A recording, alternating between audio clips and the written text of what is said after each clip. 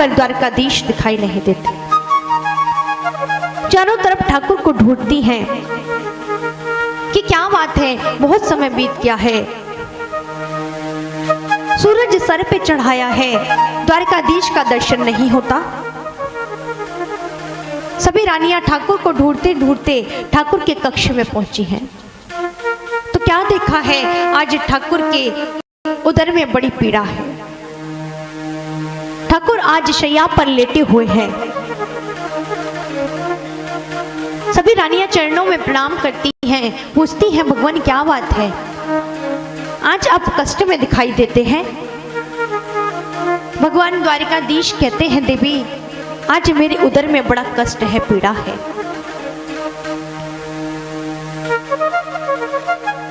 यदि कोई भक्त अपने चरणों की रज मुझे प्रदान कर देगा तो मेरा कष्ट दूर हो जाएगा। आज माता रुक्मणी सभी रानियां द्वारकाधीश को ठीक करने का प्रयास करती हैं। द्वारका के वैद्य को बुलाया जाता है, लेकिन कोई भी द्वारकाधीश का उपचार न कर सका। सभी द्वारकावासी दुखी हो जाते हैं, आज हमारे ठाकुर कष्ट में है। उसी समय श्री नारद जी महाराज का आगमन होता है, तो क्या देखा है, द्वारका में भीड़ लगी है। जब भीतर महल में प्रवेश किया है तो देखा है आज ठाकुर शैया पर लेटे हैं। चरणों में प्रणाम किया है कि क्या बात है भगवान, आप इस प्रकार रुदन क्यों कर रहे हैं। माता रुक्मणी नारद जी महाराज को सारा वृत्तांत बताती हैं। कहती हैं कि आज द्वारकाधीश के उदर में बहुत पीड़ा है। भगवान का कहना है कि कोई भी भक्त अपने चंदन की रज ठाकुर को प्रदान कर देगा तो ठाकुर की उदर की पीड़ा ठीक हो जाएगी, ठाकुर स्वस्थ हो जाएंगे। नारद जी महाराज से कहती हैं कि भगवान आप तो नित्य प्रति ठाकुर का भजन करते हैं, आपसे अधिक ठाकुर का भक्त कौन होगा। आप तो नित्य प्रति नारायण नारायण का जाप करते हैं, आप अपने चरणों की रज ठाकुर को प्रदान कर देना। लेकिन नारद जी महाराज मना कर देते हैं। कहते हैं देवी कैसी बात करती हैं, ठाकुर मेरे इष्ट हैं और अपने इष्ट को अपने चरणों की रज देके मैं नरकगामी होऊंगा। देवी क्यों ना आप ही ठाकुर को चरणों की रज प्रदान कर दें, आप तो ठाकुर की नित्य प्रति सेवा में लगी रहती हैं। माता रुक्मणी कहती हैं, पटरानियां कहती हैं कि नारद कैसी बात करते हो, द्वारकाधीश तो हमारे पति हैं और यदि अपने पति को अपने चरणों की रज देंगे तो हम सब नरकगामी होंगे। द्वारकाधीश कहते हैं नारद एक काम कर, तू जाकर देख कहीं से तो रज की प्राप्ति होगी ना। और आज नारद जी महाराज रज प्राप्त करने के लिए सारी सृष्टि में विचरण करते हैं, ब्रह्मा के पास जाते हैं, इंद्र के पास जाते हैं, लेकिन सब रज देने से मना कर देते हैं।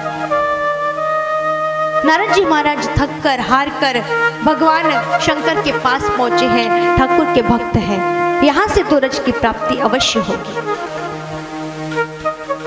आज कैलाश पर पहुंचे हैं तो चरणों में प्रणाम किया है।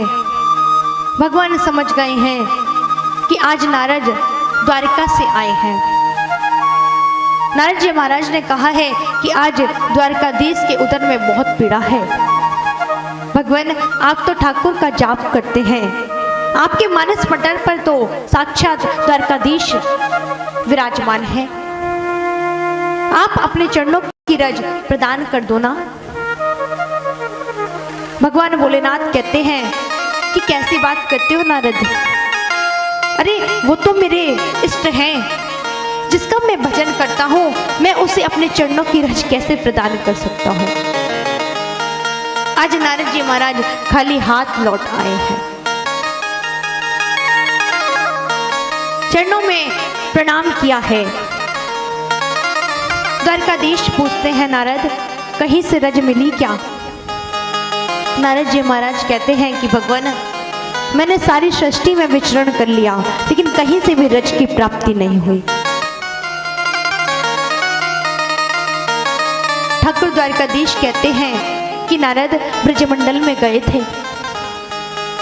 नारद जी महाराज हंस जाते हैं, ठाकुर से कहते हैं, ठाकुर कैसा परिहास करते हैं। अरे मैं तो आपके सबसे बड़े भक्त भगवान शंकर के पास होकर आया हूं।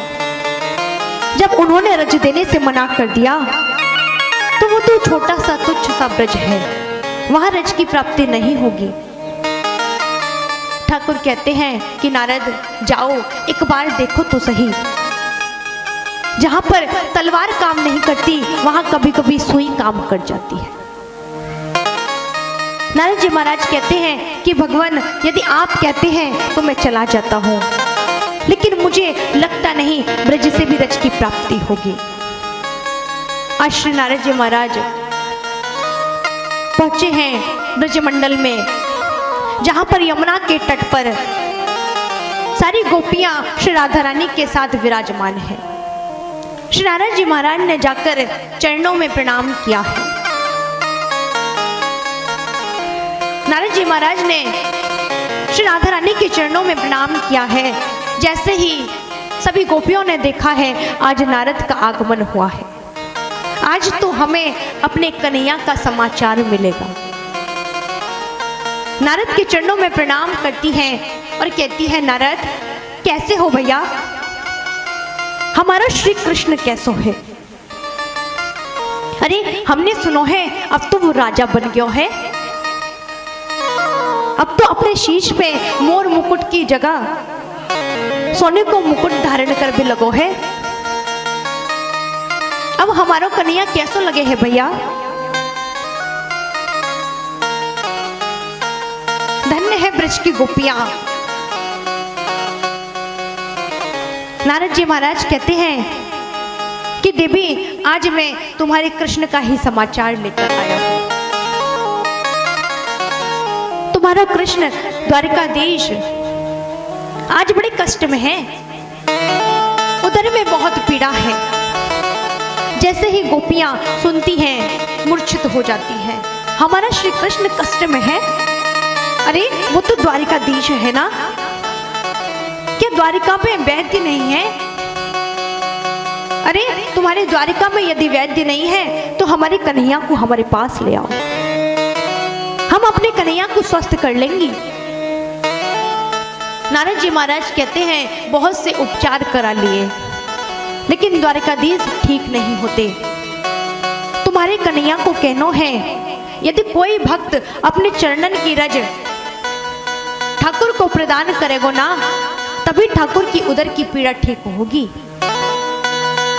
गोपियां कहती हैं कि नारद बस इतनी सी बात है। अरे इतनी बड़ी रत्न जड़ित द्वारिका, जहां पर सबसे कम वस्तु की जिसका कोई मोल नहीं है, तुच्छ सी रज द्वारिकाधीश को प्राप्त नहीं हुई। अरे हमने सुना है वहां पे तो लोगों के पास बहुत धन है, वो तो द्वारिकाधीश से बहुत प्रेम करते हैं। नारद हम ये तो नहीं जानते कि हम भक्त हैं कि नहीं, लेकिन इतना अवश्य जानते हैं कि हम कृष्ण से बहुत प्रेम करते हैं। हम अपने कन्हैया को कष्ट में नहीं देख सकते। रही बात रज की, तो हमारे ब्रजमंडल में रज की कमी नहीं है। और उसी समय सभी गोपियां अपने अपने चरणों को आगे बढ़ाती हैं, रज से स्पर्श कराती हैं और पुट्ठर बांध के नारद के शीश पे रख देती हैं। धन्य है ब्रज की गोपियां। आज चरणों में जैसे ही रखा है कि नारद ले जा रज को, शीघ्र कर। नारद जी महाराज कहते हैं अरे तुम सब बाबरी हो गई होगा, वो जगत पिता है, परमात्मा है, अपने चरणों की रज दोगी तो नरकगामी होगी। गोपियां कहती हैं कि नारद हम जन्मों जन्मांतर तक नरक में पड़े रहे, लेकिन हमारा श्याम सुंदर, हमारा बांके बिहारी सदैव प्रसन्न रहे, स्वस्थ रहे, मस्त रहे, यही हमारी कामना है। अपने कन्हैया से बहुत प्रेम करते हैं। आज नारद जी महाराज के नेत्र सजल हो गए हैं। धन्य है ब्रज की गोपियां, जहां से संसार के व्यक्ति का प्रेम समाप्त होता है, वहां से गोपियों का प्रेम प्रारंभ होता है।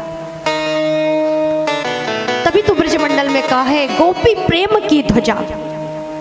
जब मंदिर दिवाले बंद रहते हैं तब हम मंदिर की शिखर को प्रणाम करके आते हैं, वह उसका ही प्रतीक है गोपी प्रेम की ध्वजा। नारद से कहा है, नारद भैया यदि तू आने में असमर्थ है तो हमारे चरणन को काट के ले जा, वहां पे रज का स्पर्श कराकर हमारे कन्हैया को इसका सेवन करा देना। आज नारद जी महाराज उस रज के पुट्ठर को लेकर द्वारका लौटे हैं। सभी रानियों ने नारद जी महाराज को आते देखा है तो प्रसन्न हो गई हैं, लगता है रज मिल गई है। आज ठाकुर के चरणों में प्रणाम किया है, लाकर रज प्रदान की है। द्वारकाधीश कहते हैं कि नारद बताओ रज मिली कि नहीं मिली। नारद जी महाराज कहते हैं भगवान मिली, अरे इतनी मिली है कि जीवन पर्यंत बैठकर भी खाओगे तो कम नहीं पड़ेगी। और गोपियों ने तो यहाँ तक कह दिया कि भगवान यदि आने में असमर्थ हो तो हमारे चरणों को काट कर ले जाओ, उसका स्पर्श करा के हमारे द्वारकाधीश को, हमारे कन्हैया को इस रज का पान करा देना।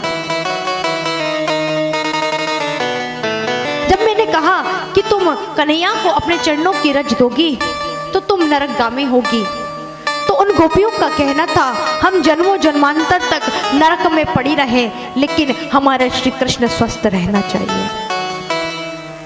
जैसे ही द्वारकाधीश ने सुना है, कन्हैया ने सुना है, नेत्र सजल हो गए। ब्रज की रज को प्रणाम किया है। इस रज को मेरी गोपियों ने स्पर्श किया है, श्री राधा रानी ने स्पर्श किया है। धन्य है ब्रज की गोपी। और आज अपनी रानियों से कहते हैं कि देवी देखा मैं ब्रजमंडल को क्यों याद करता हूँ, मैं ब्रजवासियों से क्यों प्रेम करता हूँ, आपको नहीं पता। आप सब मुझसे बहुत प्रेम करती हैं, ये बात मैं मानता हूँ, लेकिन आप सभी को अपनी चिंता थी। भले ही मेरे पास इतनी बड़ी स्वर्ण रत्न जड़ित द्वारिका है, मैं यहाँ का राजा हूँ, मेरे एक आदेश पे सब कुछ मुझे प्राप्त हो जाता है, लेकिन एक छोटी सी रज मुझे प्राप्त नहीं हुई। क्यों? क्योंकि आप सभी को अपनी चिंता थी। यदि मुझे अपनी रज प्रदान करेंगी तो नरकगामी होंगी, लेकिन धन्य है वो ब्रज की गोपी। मुझे प्रेम की कमी है। इस संसार में सबसे अधिक मुझे प्रेम ब्रजवासी ब्रज बालिकाएं करती हैं, इसलिए मैं उस ब्रजमंडल को याद करता हूँ। आज सारी रानियों ने ठाकुर के चरणों में प्रणाम किया है, कहा है भगवान हमसे अपराध हो गया, हमें क्षमा कर दीजिए, हमने बहुत बड़ी गलती कर दी है, हम भी आपके ब्रजमंडल का दर्शन करना चाहते हैं, हम भी श्री राधा रानी का दर्शन करना चाहते हैं। आज ठाकुर ने कहा है कि समय आने पर अवश्य तुमको दर्शन कराऊंगा।